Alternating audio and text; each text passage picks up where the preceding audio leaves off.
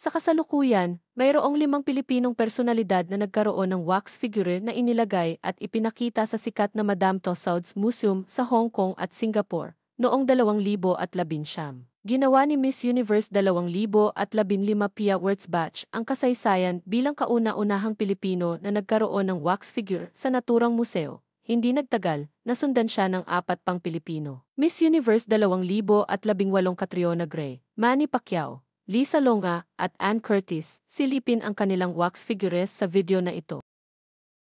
Ann Curtis, noong Nobyembre 27, 2024, opisyal na inilunsad ng multimedia star na si Ann Curtis ang kanyang wax figure na ilalagay sa sikat na Madame Tussauds sa Hong Kong.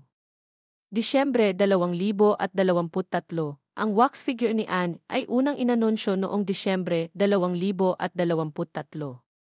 Sa paglulunsad sa Discovery Premia sa Makati City, sinamahan siya ng kanyang kapatid na si Jasmine Curtis Smith, isang kapuso actress. Lisa Longa, ang Broadway legend na si Lisa Longa ay inilunsad ang kanyang wax figure noong Setyembre 2024 sa isang eksklusibong event sa Solaire Resort sa Parañaque. Madame Tussauds sa Singapore, ang wax twin ni Lia ay ilalagay sa sangay ng museo sa Singapore. Manny Pacquiao, noong Disyembre 2021, inilunsad ng Madame Tussauds Hong Kong ang wax figure ng boxing legend na si Manny Pacquiao. Donasyon, ang buong kasuotan ng wax figure ni Manny ay donasyon niya mismo sa museo.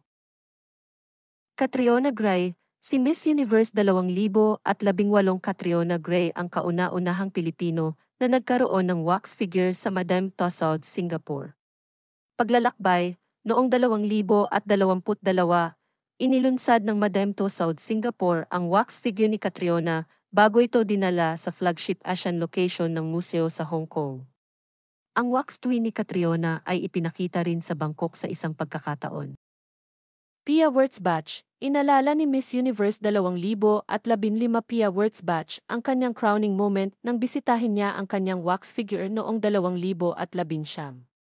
Kauna-unahang Pilipino, si Pia ang kauna-unahang Pilipino na nagkaroon ng wax twin sa sikat na museo nang ilunsad ng sangay sa Hong Kong ang kanyang wax figure noong 2019.